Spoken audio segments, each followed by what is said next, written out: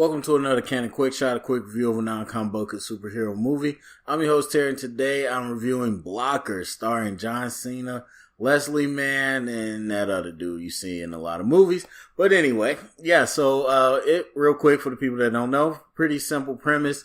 Blockers is the movie about a group of parents whose daughter, they're all daughters. I was like, how do you say multiple, like kids, I guess? But anyway, whose daughters are all friends, and even though it sets up in the trailer like all the parents are friends, they're actually not really friends or that close with each other, but their daughters are all friends. So anyway, they're seeing them off the prom night, and they intercept some text and find out that they make a sex pact where all three are trying to lose their virginity on prom night. And they go out to block them. So yes, man, this movie, it was real interesting premise. I thought it was pretty funny. John Cena was an interesting choice, and I think all three together is just an interesting crew. But a premise that I thought was really super funny, and I was really excited about this movie, and the trailer seems pretty good too. I would say for the most part, the movie delivers on the comedy that it promises you. It is such, even though it's an R-rated movie, it's such a harder R than I expected. Like, the language is a little rougher, not just the F word. It's always, everybody predicates language on the F word. You can drop the F word all the way. It doesn't make it rough, but when you use things in a sexual way and a lot of different things, I think it could be rougher, and they definitely did that. But also a lot of nudity, it's a hard R. It's a hard R. That's what I'll say.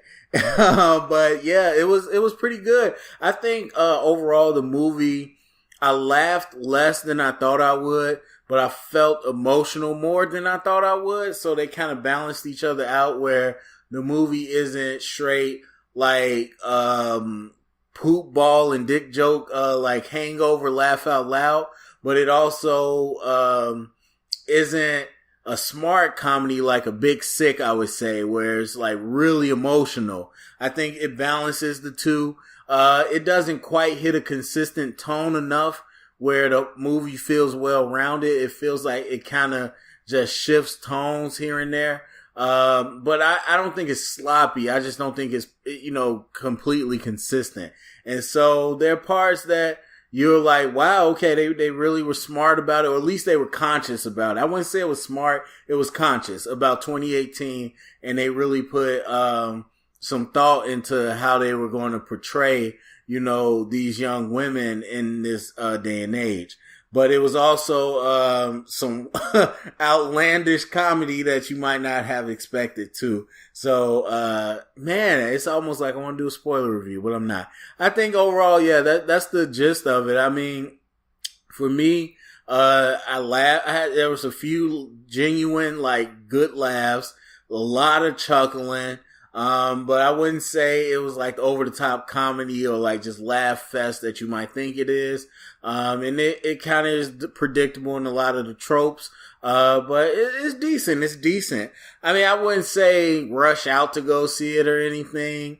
We're kind of in that moment right before the blockbusters hit. So if you're looking for something to do before Infinity War, A Quiet Place in this, I would definitely go hit up, pretty decent. So as far as the grade, I'm gonna give it a 75. It's a straight C.